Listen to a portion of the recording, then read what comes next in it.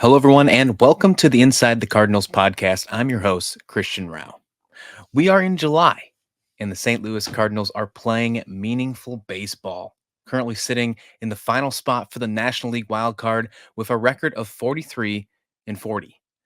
Last season, on July 1st, the Cardinals were 34-48, last place in the NL Central and 9.5 games behind those Cincinnati Reds, who were leading the division at that time. Well, speaking of the Reds, the team finished a roller coaster of a series with them over the weekend, splitting the 4 games, 2 games apiece. The reason I say roller coaster is because there was a lot of good and a lot of bad. If you watch these games this weekend, mostly had to do with the pitching.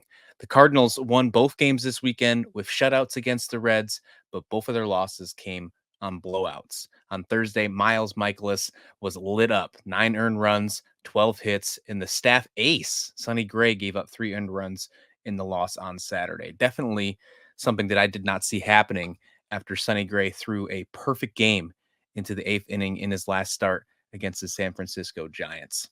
Not all bad, though. Andre Palante and Lance Lynn pitched shutouts to help help from the bullpen, and closer Ryan Helsley made some Cardinals history. So let's quickly get into Sunday's game. But first, I want to thank you and welcome you into the Inside the Cardinals podcast, first episode here on the Inside Baseball Podcast Network. I also invite you to check out InsideTheCardinals.com, as the website is freshly revamped with top stories, updates, game coverage, and more for your beloved St. Louis Cardinals. Just like this show, there's going to be content available, brand new content available on InsideTheCardinals.com every single day. So go ahead and check out that after this episode. The Cards defeated the Reds 2-0 to ensure they didn't lose the series after a great performance by Lance Lynn on Sunday. The veteran pitcher went 6 shutout innings and recorded 6 strikeouts and only allowed 2 hits in his start. Lynn also reached a milestone as the 6th player in Cardinals history to reach 1,000 strikeouts while wearing the birds on the bat in his start on Sunday. Pretty cool moment for Lynn, who returned this year to St. Louis. He's now at 1,003 strikeouts. Fifth place, by the way, is Bob Forsch with 1079. 76 strikeouts is all it is between him and Lynn. Lynn currently has 84 strikeouts on the season. We're about halfway into the season, so if he stays healthy, it can happen. He can move up to 5th place. 4th place is Chris Carpenter with about 1085, so that's even possible as well.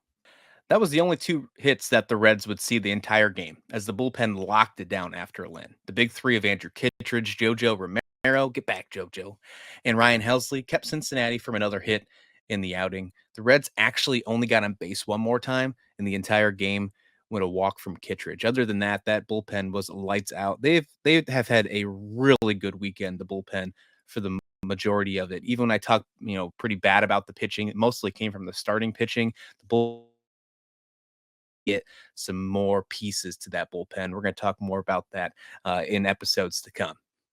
Helsley did his thing. He recorded his 30th save of the season, 30 straight saves after he blew that first save in the season opening weekend against the Los Angeles Dodgers. He's been nails ever since. Helsley becomes just the 2nd Cardinal in franchise history to record 30 saves before the All-Star break.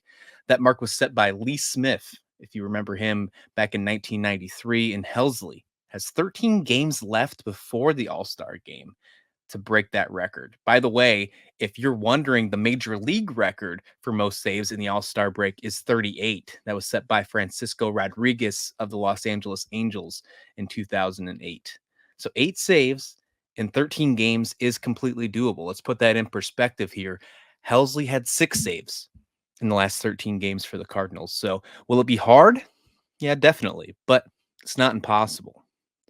The Cardinals have now won or split 11 of their last 14 series, and they still have the best record in the National League since May 12th. I mean, if you would have told me that in April or the beginning of May, where this team was sitting, that, hey, they'll be in a wild card spot, they'll get back to where they were after that dreadful 2023, and then the way they started off this season, I just wouldn't have believed you. I really wouldn't have. The team just didn't look like they were prepared to make a run, but they have turned it around. And as you've seen, 28-15 since May 12th, not a bad way to head into July, the month where the All-Star break takes place.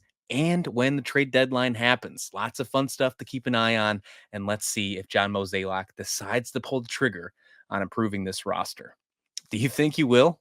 I mean, that's the biggest question. Do you think he will? And there's been some talks this offseason that he didn't make enough moves, with the pitching. That was a big issue last year, even the year before. I don't know. What are you hoping to get? Let me know in the comment section below. We are going to do a deeper dive in some of these possible trade deadline candidates or acquisitions. We're going to do that in tomorrow's show. Tomorrow's show is going to be loaded. I already got a feeling to see what some of you guys might going to say. Is it pitching, maybe outfield? Let me know what you think is a good fit, and I'll try to plug in those players that you think in the show tomorrow. One of the biggest issues, other than the blowout and the loss this weekend, or the losses this weekend, I should say, was the stolen bases given up by the Reds. 12 stolen bases the Reds had on St. Louis in the 4-game series. That's the most since 1990 against the Montreal Expos. Yes, that was a baseball team, by the way. 34 years ago that a record was broken. So some good records with Helsley, and then this bad record here with the Reds and 12 stolen bases over a series. 34 years ago, the last time that stolen bases were this bad. Hey, it's nice having Wilson Contreras back. I'm not going to dog him any way, shape, or form. I'm glad he's back. I'm glad he's looking healthy. He did get hit by a pitch on Sunday's game. He made sure that he left some words for Hunter Green when he was walking the first base. Love that energy. But there are some certain pieces with those shoes that he's filling for that backstop that are just quite not fitting right, if you will. If only there was this retired player who the Cardinals general manager said would be around this season that could come in and work with these catchers maybe to stop those stolen bases. I'm not quite sure if we'll be able to find someone like that, though. If you know who that is, let me know in the comment description below. Anyways, we're going to have a short episode today as we're just getting our feet wet here at the Inside the Cardinals podcast. St. Louis has an off day today. They will travel to Pittsburgh and begin a 3-game series against the Pirates on Tuesday night. Kyle Gibson is scheduled to start for game 1. And we'll have a full season preview as well as some of those trade deadline talks we were just talking about for tomorrow here in the feeds. Loaded show tomorrow. But thank you so much for helping me break in this first episode of the Inside the Cardinals podcast. Be sure to let me know your thoughts in the comment description below. I'll love to get back and discuss and talk with you in those comments. I'll read them all because I'm really excited about this show. And we'll see you back here tomorrow.